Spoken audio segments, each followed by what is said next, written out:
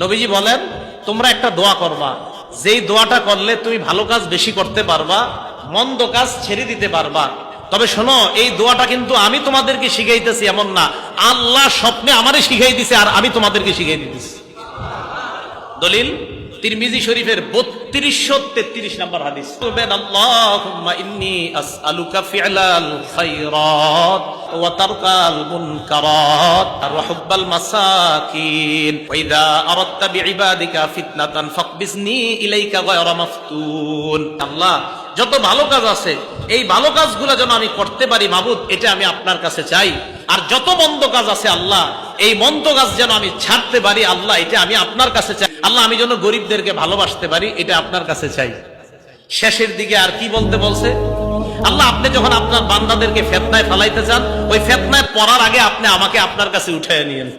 মুসলমান, এই দোয়া আল্লাহ শিখাই দিয়েছে আমাকে।